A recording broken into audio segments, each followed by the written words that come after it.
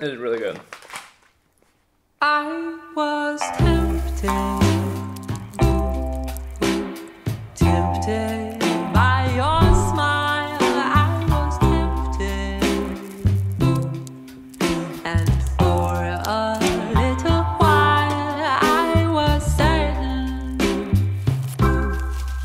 that I will be the one to change you, and you will be mine. You will be mine.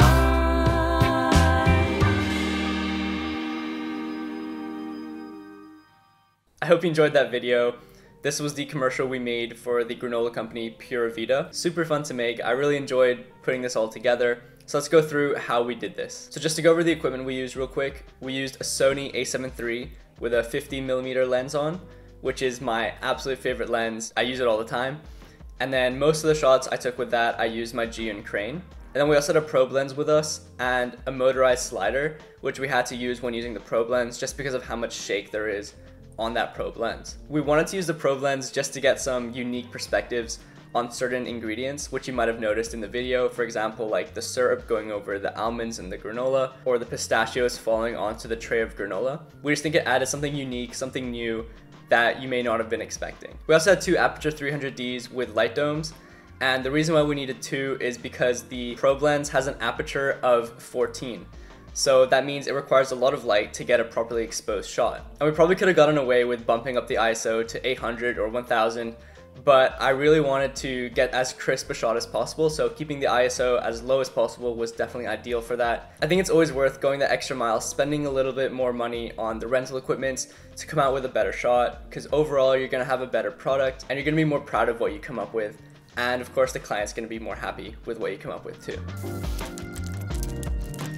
So firstly, let's go over sound design. When I was choosing the music, I chose to use Artlist just because their licensing allows you to use their music in commercial projects. I really like this song called Tempted by the Hazelnuts. It has a really calm, loving, but still excited feel, if that makes sense. Also, the lyrics work perfectly. It literally says tempted, so hopefully you felt tempted to buy some of this granola. So the song isn't actually 30 seconds long, but the video is, so we run into a little problem there. So basically we have to edit the song down so it has a natural beginning and end while being 30 seconds long. The natural ending of song is always best to end the video with, just because it makes the whole video feel complete. So basically what I did was cut out a portion of the end of the song and bring it forward and find a place where it cuts on beat. I added in a transition to make it flow smoother and seem natural, so that the song finishes early but feels complete at the same time.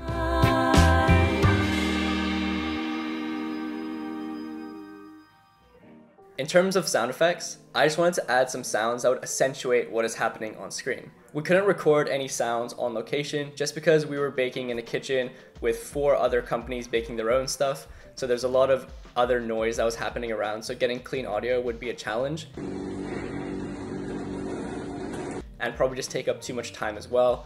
So we didn't actually record any audio on location, which is perfectly okay. We're just gonna have to add in sound effects afterwards. So sound design not only makes you feel closer to the action, kind of immersing you into what's happening on screen and making the film world seem more believable, but it also kind of makes your visuals look better too.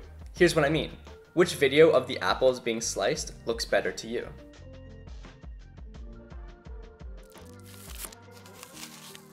I don't know about you, but definitely for me, the ones with those scrumptious sound effects of the apple being cut open. And I'm not saying to fill up your entire timeline with sound effects either, but definitely find key areas of your film where sound effects could improve what's happening on screen.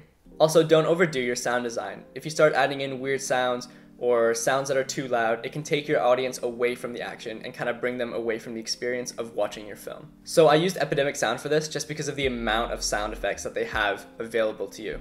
But unfortunately, not every film library has every single sound effect, because that would almost be like impossible to have.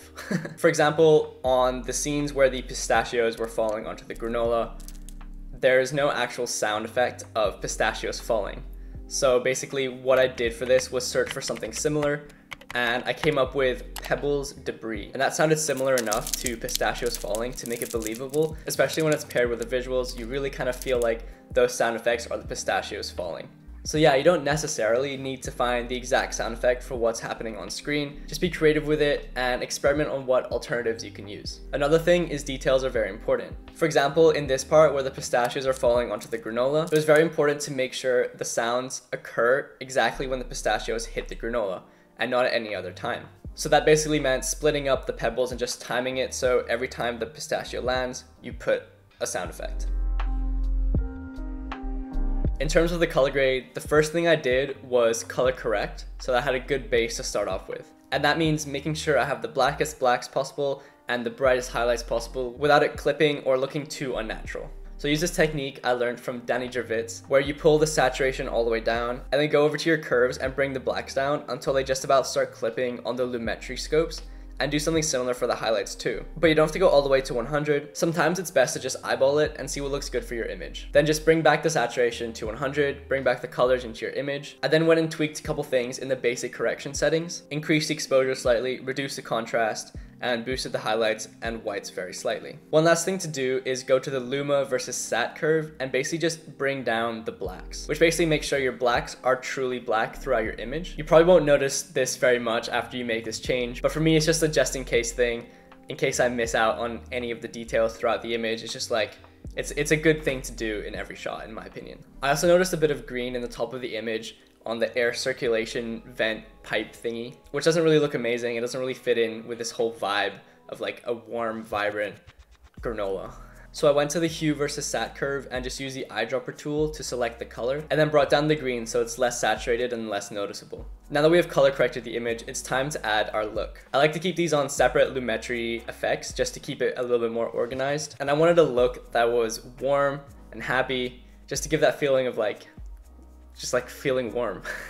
So I went to the color wheels and brought the highlights up towards the oranges. And then because utilizing complementary colors is more aesthetically pleasing to look at, we went the opposite way and brought in some teals into the shadows. Then I played around with the midtones a bit and brought it slightly down to the oranges, but I didn't really want to move the midtones too much because that's usually where the skin tones are, and I don't really want to start messing around with the skin tones. And then lastly, just to make everything pop a little bit more, I increased the saturation by a little bit. And for the last shot, the hero shot of the product, I decided to try something that I'd never tried before. In my mind it worked out, and luckily it turned out pretty well in real life too. And because we had the slider, we were able to put the camera with a 50mm lens on the slider and basically take 7 shots with the exact same camera movement, but just with a different granola flavor at the main focus of the shot. And then in editing, I tried to cut between the different flavors of granola so they each had their time in the spotlight, but still keeping that seamless forward motion throughout the entire clip. So it's kind of like putting 7 shots into 1 shot. After I first edited this, it looked a little bit choppy, but then I nested the clip and added a warp stabilizer and changed the method to position, scale, rotation. And then it basically just smoothed everything out and it looked really cool.